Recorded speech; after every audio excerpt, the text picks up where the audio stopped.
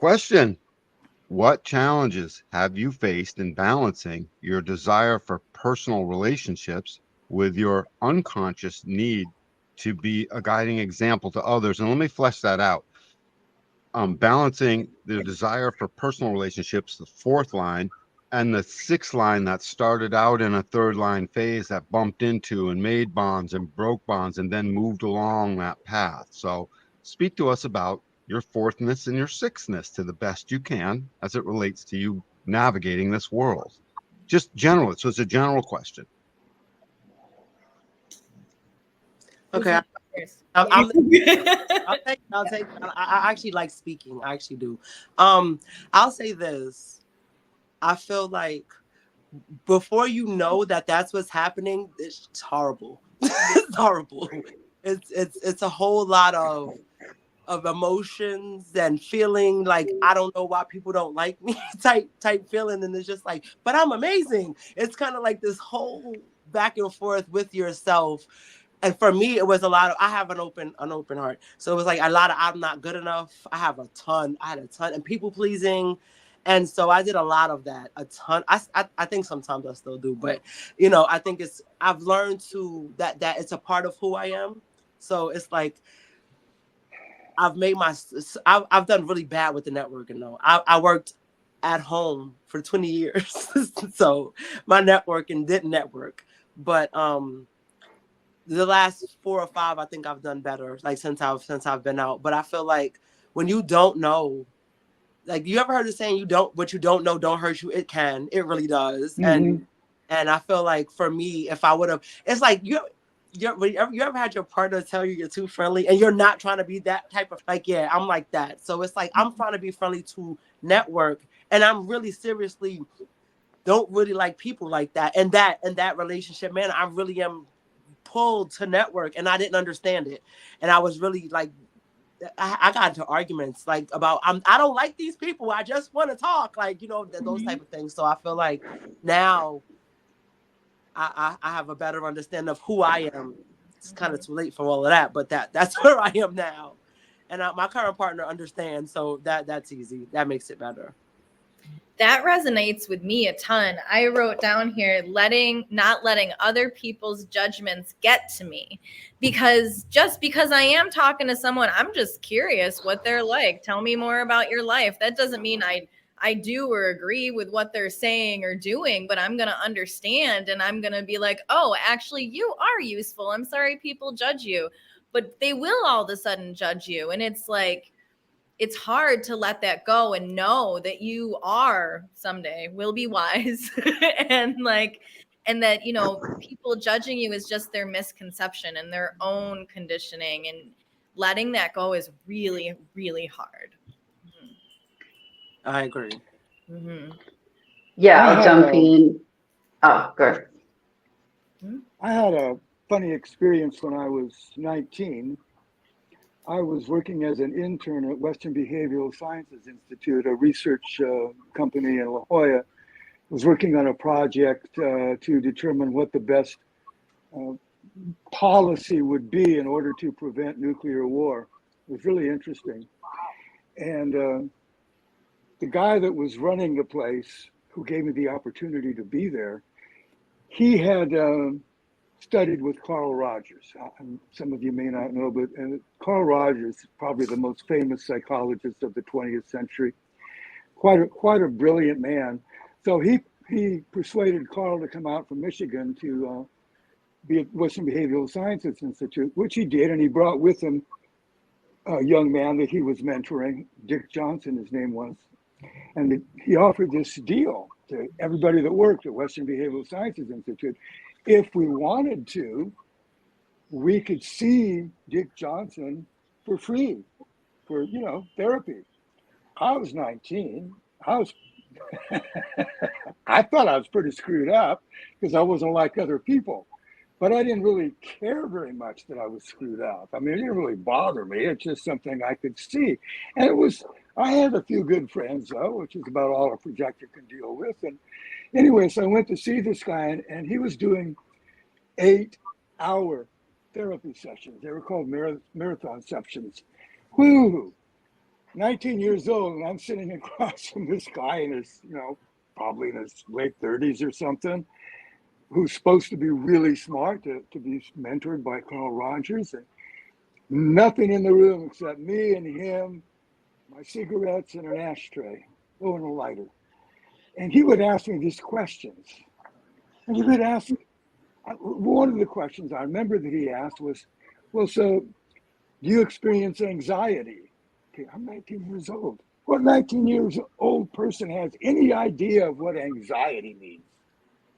Do I experience anxiety? I don't know, but it doesn't sound too good. Anxiety. No, I don't experience anxiety. So this went on. We met once a week, 8 hours each time. And after, I don't know, maybe 3 weeks, 4 weeks, he called me up and he said, I don't really feel like I can help you, so I'm going to have to put an end to these. So I'm going, times have a projector heard that? I got in my car and I drove away, and I'm thinking to myself, okay, I'm 19 years old, the protege of the most famous psychologist in America can't help me. I must be much more fucked up than I thought I was. I must be really fucked up. I got to be really, really, really weird. I was like, okay, that's what I am. Fine, I'll be that. I don't care. Whatever. But it was really, it was weird. It was really weird to, for some period of time like that, just see yourself that way, But I just couldn't buy.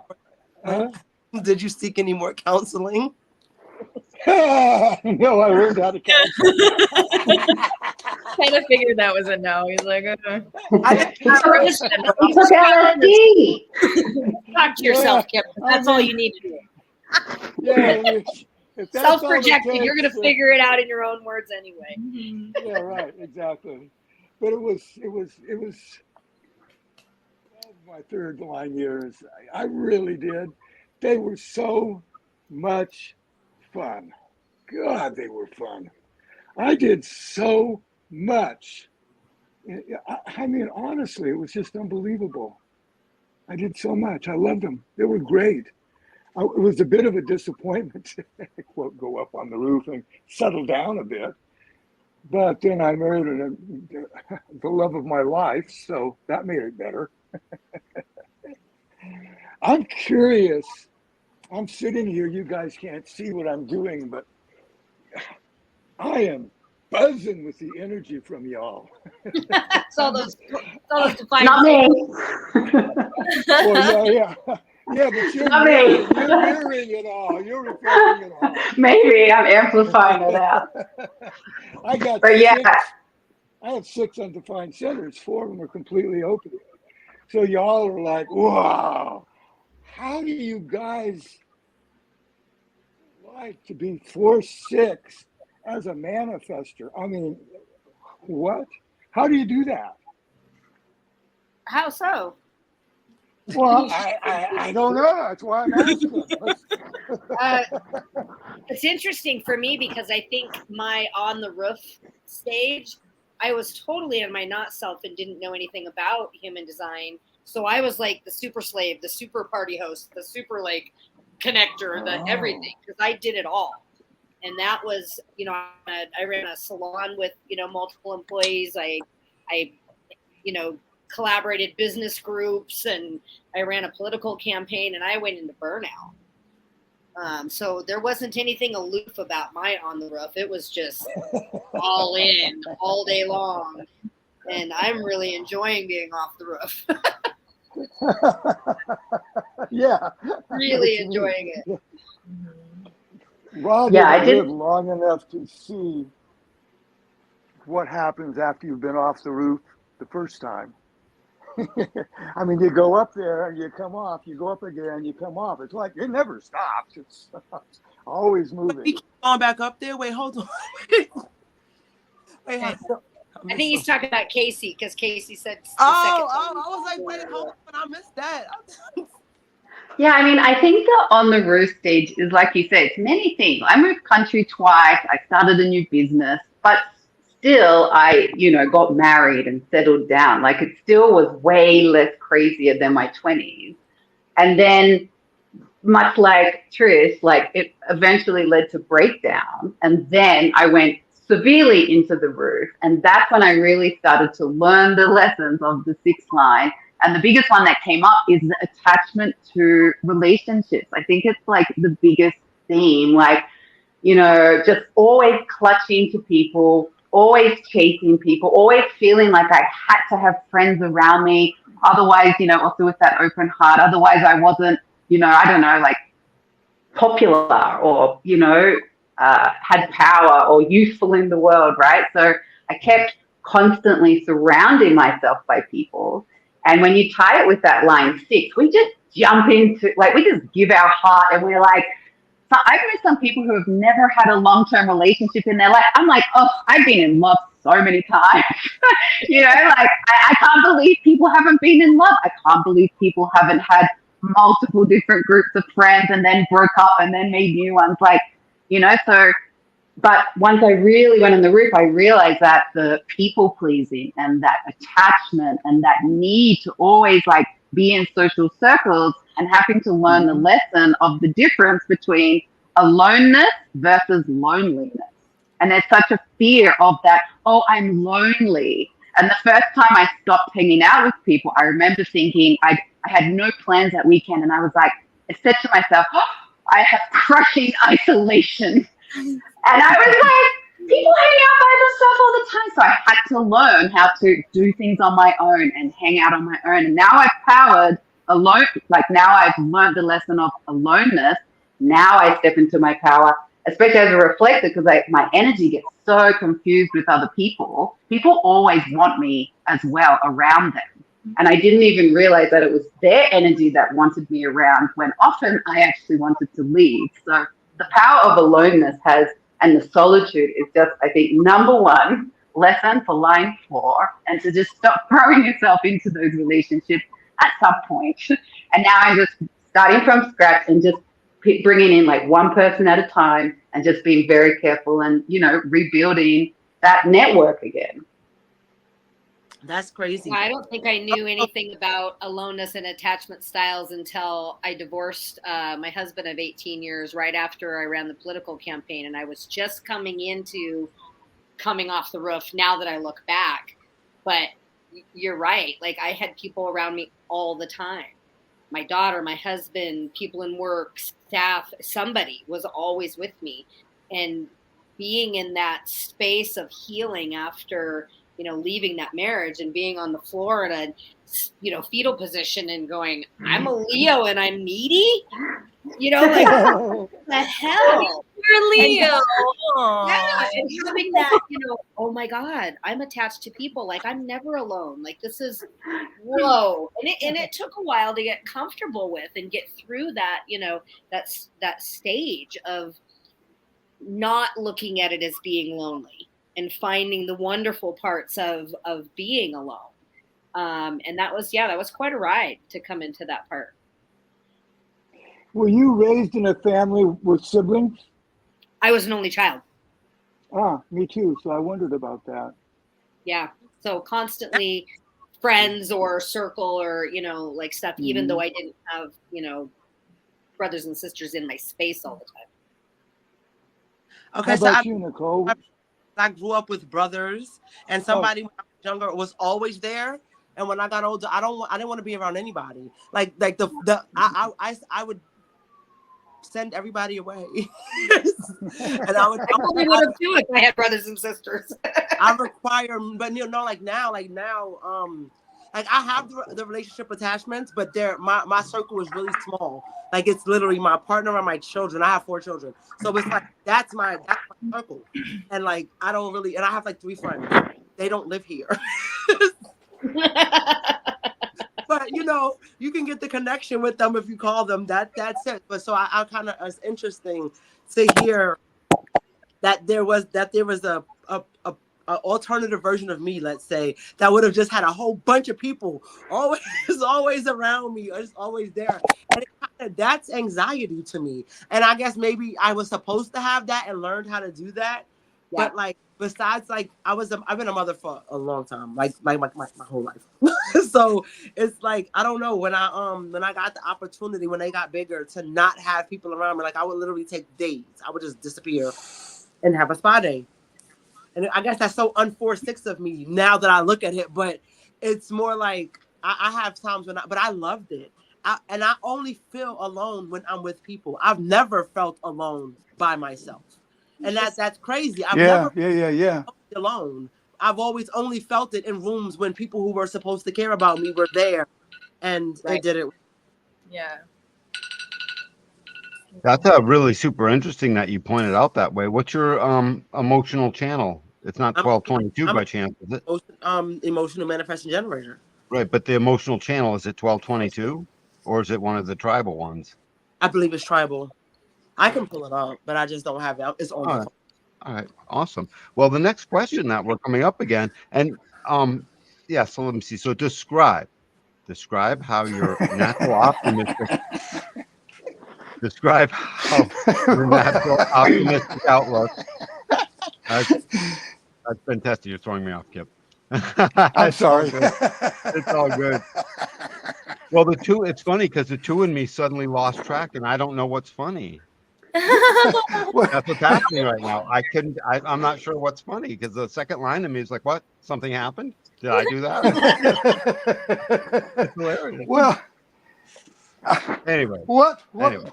You're Go saying this natural optimistic outlook, and I'm going, what natural optimistic I know. outlook? Well, that actually is funny.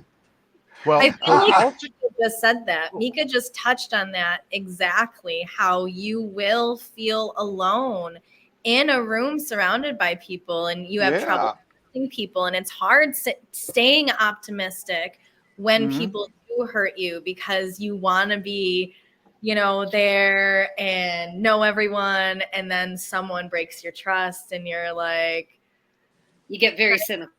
yes. And I got no time for none of you. Yeah, I was complete opposite. I just like had my heart broken. Was cheated on so many times, and I'd get up and I'd be like, I'll try it again. I'll try it again. And I think that's how when I see the word natural optimism, I would say it's because I just keep throwing myself into things, at least in the first, 35 years of my life. And just would, even if I had failures, even if I had heartbreaks, I'd be like, it'll be the next time. I do that though. We kind of rationalize everything. Everything makes sense. Okay, it's okay. It's okay. I understand why you did that. That's all right. It's supposed to happen that way. Mm-hmm. It's a gift. Whatever. Yeah. I understand. Always find the silver lining. My husband used to say to me, if we lived in a cardboard box, you'd decorate it. Yeah. Yeah, exactly. Of course. Well, Yeah. Make it a home. Yeah. right, why not? Let's do that. Yeah, I mean, maybe sometimes we don't identify with the word because after the failure, you have that big crash for a little while. So it feels like, oh my gosh, but you do get back up, dust yourself off, and do it. But yeah, there is it's very high and low, isn't it? Like this. Somebody referenced it like swinging from a tree, and if you don't have someplace else to swing to, you fall. And that hit home so well because, like, if you have something else, it's just so nice. But see, I'm not a something else type of person. I am such a hold on to everything I got type of person, and so there's never anything to swing to when somebody hurts me. It's always just, oh, well, okay, I got this. Hold on, I got this. Then I'm like you. I'm like, okay, all right, okay. Hi, I'm back. I don't know. I got hurt quite a lot in Hawaii just because of who I was hanging out with. There's a certain kind of person in the world that they just can't, particularly in the arena of enlightenment or consciousness, or that whole thing, the spiritual thing, that they just can't stand it if somebody seems to know something they don't know. They think that it makes them not as far along the path, which it doesn't. So I happened to be hanging out with a group of people, all of whom were like that, all of whom had a very insulated passage of time on a very small island in Hawaii, and it was the crowning achievement of their life. And nothing after that ever could get through. And I mean, I got hurt a lot. I mean, they didn't mean to, I'm sure, but I don't, who cares about their motive? And I remember what I did with it, and I didn't realize it until now. I just pretended like it hadn't happened. I just kind of stuffed it down and pretended like it did, but it did hurt. And it's kind of embarrassing to me now, both that it hurt and that I didn't acknowledge that hurt at the time. I mean, I was in my 30s. What man in his 30s is going to say, oh, gosh, you really hurt my feelings? I mean, there might be some out there, but I sure wasn't one of them. Because as soon as I did that, well, I know that if I did that, they'd just hurt me more because it's weakness. I mean, that was what I knew back then. Yeah, I didn't cope with that too well. I didn't let it break me, but yeah, it was hard. It was surprisingly hard, and in ways that I didn't know. I had to have there's a great line, hexagram 36. I had to feign insanity quite often. Some of you will know what that means. Some of you won't, but yeah, I had to pretend to be like them. And that's horrible to do. Go ahead. Yeah, sorry, no, I was just going to say, because projectors and reflectors, the 4 is amplified because we're also the helpers. So like we also give and want to help everybody so deeply. And when they turn on you, it just feels like 10 times worse, like being a line 4 is bad enough, but when you're just trying to and I'm sure any other line 5 would feel the same. It's so it cuts deeper, I think. Also because our energy is really entwined with their energy. It's like you have to retract this union between everybody we connect with. Yeah. I didn't have any place to get away from it. Fortunately, my wife and I are very tight. And so we don't spend any time with other people to speak of now. They're just too damned hard. She's a 6'2", so she feels that way too. They're just too hard. You don't get enough out of it. How about you, Nicole? Me? Yeah, the optimism, just generally speaking. And it's the optimism I'm asking this question. It's when I say natural optimism, I'm asking it in terms of even when things get dark, there's always this kernel that's willing to be optimistic. It works a lot like hope. Yeah. Hope makes no sense, sometimes, but yet it's still there. And optimism's like that too. There's no, it'll get better. You started out with saying that.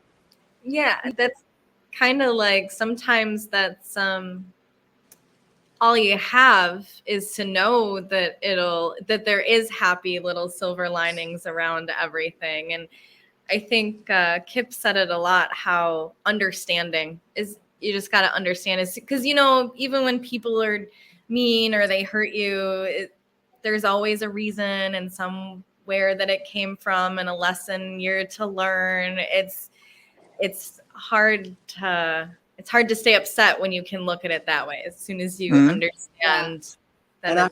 That's our biggest problem. I'm sorry.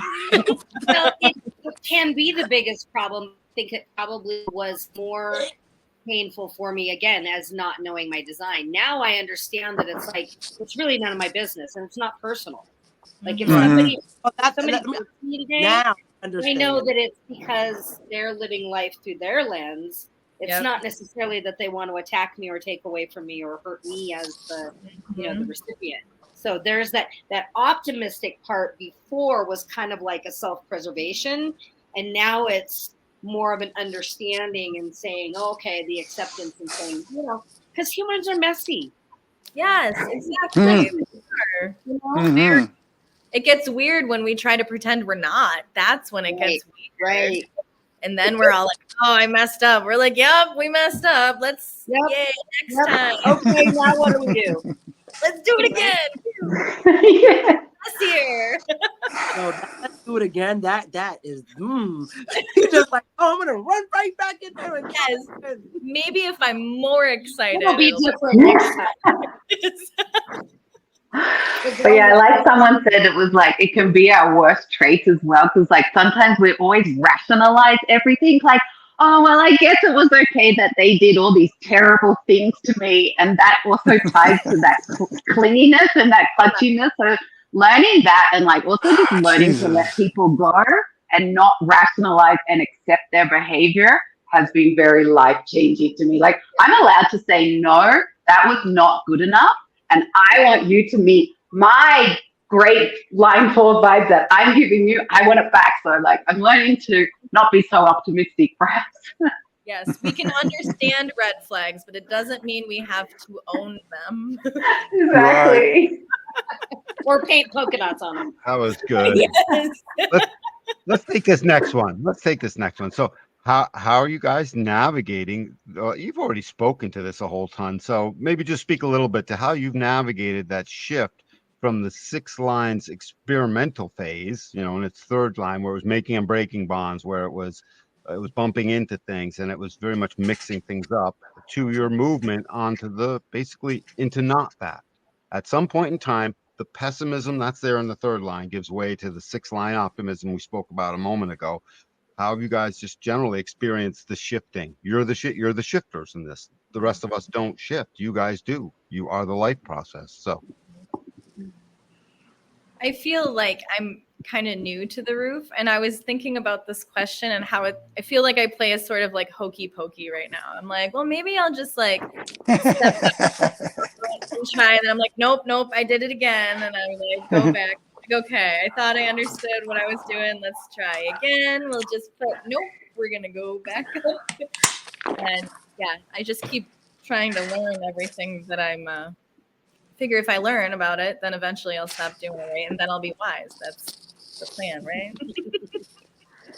I feel like we never stop experimenting, right? Like I feel like I said, I still started companies. Now I'm starting a new company. Now I'm learning how to break friendships and trying different ways to have relationships.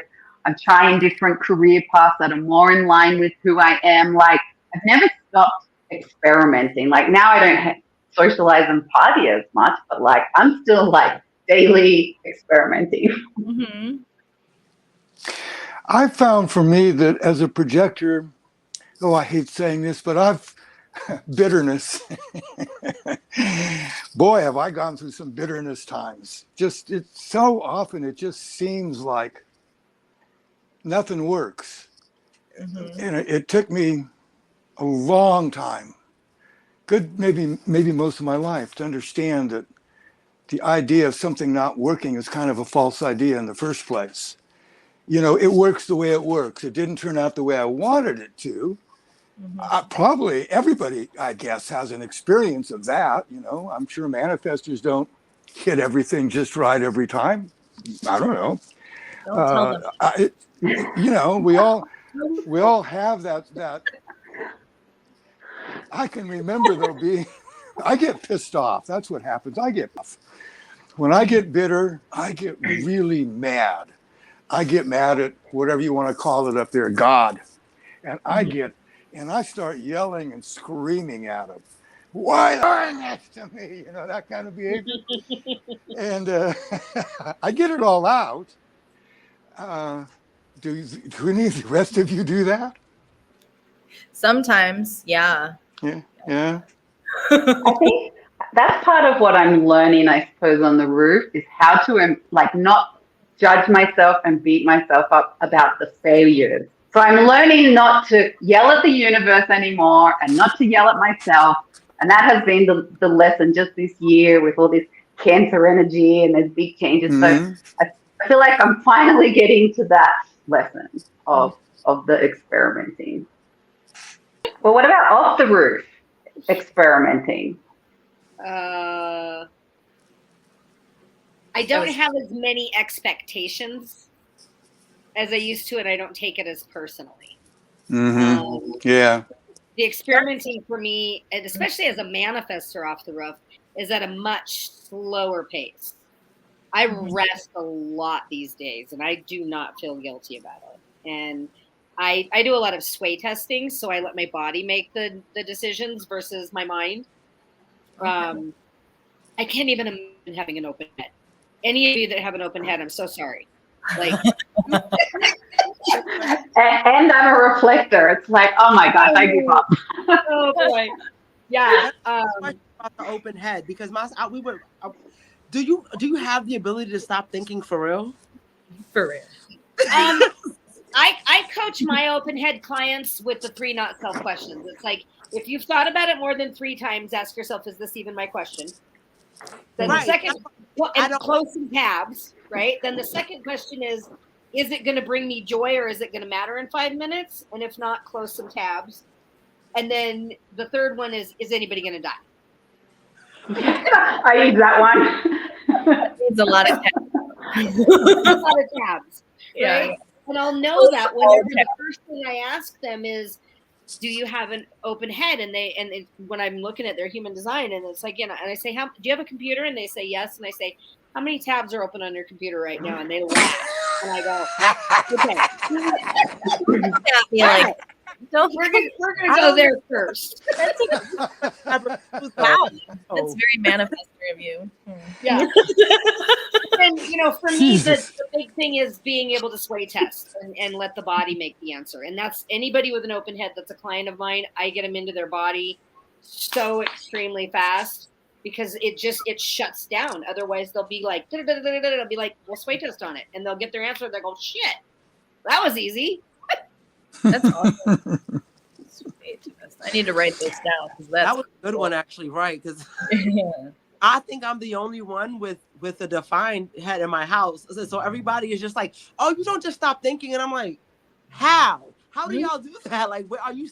And I was like, I'm going to ask somebody else who don't have something. I was like, somebody has to tell me how, because it doesn't turn off. I don't know how to, I don't know how to do that. It's kind of exhausting. Yeah. Yeah, it is. I have an open head, but I have a defined mind. And when I was young and I tried to meditate, they'd say, think about nothing. Yeah, That's not working. It doesn't work at all.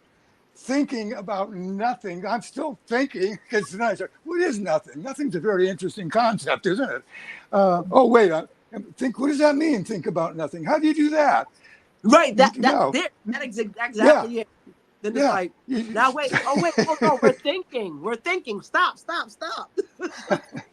Yeah, it's really, as much as they say that you just have to find that inner peace, and I was like, no, because we can't meditate, but it really is the answer. And once you remove all the trauma and you balance those centers, then you really find that peace. Some CBT, you got to rewire it, And also I found that directing the overthinking from useless stuff into positive stuff actually helps you move forward in life. So instead of worrying about other people's problems and things that are never going to go forward, be like, what's my new business idea? Or like, how can I take my next positive step to go somewhere I want to go? Because people are in burnout mode because they're thinking about useless things that get them nowhere. And then they're like, I'm too tired to do anything. So it's a redirection. Yep. Yeah. I have a friend that says the gas and the emergency brake at the same time. Mm-hmm. Like it just burns everything out. Yep. So I get into feeling versus thinking. Yeah. That makes sense. I have Do a friend. you have an open head or a defined head, Nicole? Open. Open? Mm-hmm. So can you meditate on nothing? I have been working on acknowledging my thoughts and then trying to push them away. It's hard. Sometimes my mind's just going too much, but it's something I have to work on and I have to stay in practice. And I find that the more I do it and the regular it is, the easier it is for me. Mm-hmm. I think that's part of my roof is I'll realize that I'm out of practice because I'm thinking things are great and I'm fine. And then all of a sudden it's been 6 months and I'm like, oh my gosh, I forgot how to acknowledge this and stop. And I have to center myself literally and then get back in practice. But it's it's something I have to work at for sure. Yeah. I use this little app called Headspace, and they have one specifically for anxiety. Mm-hmm. And, and the guy, I use this guy, I really like him, Andy. And he just says, well, so you're thinking, just notice that you're thinking. Mm-hmm. Just notice it. Yeah. And after about 2 years, it translated into my real life, where I'd be I've always had this thing. If I'm doing chores, I got punished with chores really a lot when I was very young. So when I'd be doing chores, I'd have this battle with my mother in my head, you know. And it would just be going, and one day I went, oh, you're thinking, whoa, my God, what a relief that was. It was huge. And, you know, so I don't do that very much anymore. I mean, you know, now I have the problem with bait, you know, where you're going along, everything's cool, and something kind of pops up. Oh. And you're right. And you see it. And you know that if you get involved with that thing, it's going to last for a while. But some part of you goes, no, it's okay. You can do it a little bit. Because, you know, it's going to feel very entertaining when you bite into it. And you think, oh, no, I'll just do it a little bit. I'll just do it for a few minutes, you know. And then 3 days later, you come to your senses, right? Down the rabbit hole. Yeah, right. Interact on social media. Don't do that. That's how that works.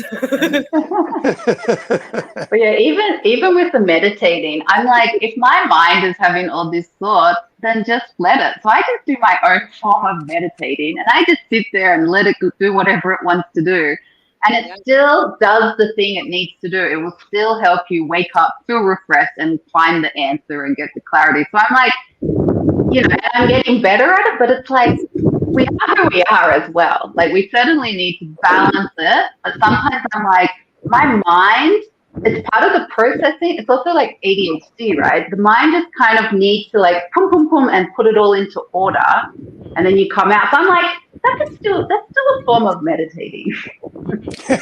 Yeah, well, it is, yeah. Sure. It works for me. It works. Yeah. Your optimistic